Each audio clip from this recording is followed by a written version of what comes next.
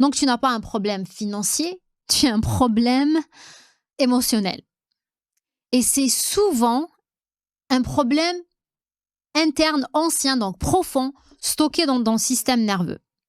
Donc, si tu as grandi dans un environnement où tes parents se disputaient à propos de l'argent, ton père galérait à payer les factures, les fins de mois, tu n'avais pas peut-être les jouets ou les vêtements que tu voulais, t'entendais toujours « on n'a pas assez », alors ton corps a encodé une mémoire de manque, scarcity mindset. Tu vibres une insécurité constante. Et même aujourd'hui, adulte, ton système nerveux panique à chaque décision financière. Et là, deux stratégies peuvent se mettre en place. Soit tu vas te rebeller, un peu comme mon cas, tu vas travailler non-stop, cravacher, parce que tu veux réussir à tout prix pour ne pas finir comme tes parents. Et c'est là, malheureusement, que l'archétype de la prostituée décrit par Carl Jung peut émerger.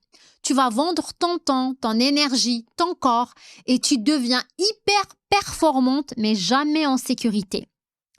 La deuxième solution est que tu restes figé, tu procrastines, tu évites l'argent ou tu te contentes du minimum. Parce que le simple fait de parler d'argent t'active émotionnellement. Et dans les deux cas, ton système nerveux est en mode survie. Dans le premier cas, c'est un cas de fight and flight, de survivant.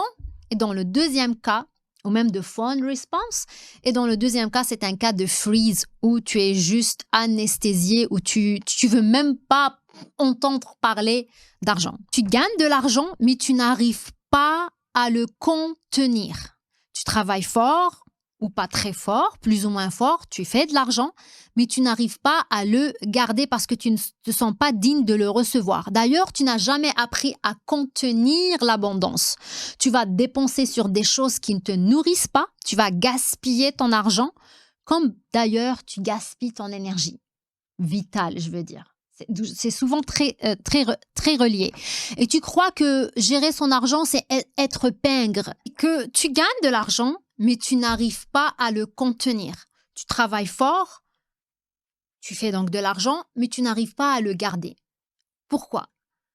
Parce que tu ne te sens pas digne de le recevoir. Tu n'as jamais appris à contenir l'abondance. Tu vas dépenser sur des choses qui ne te nourrissent pas.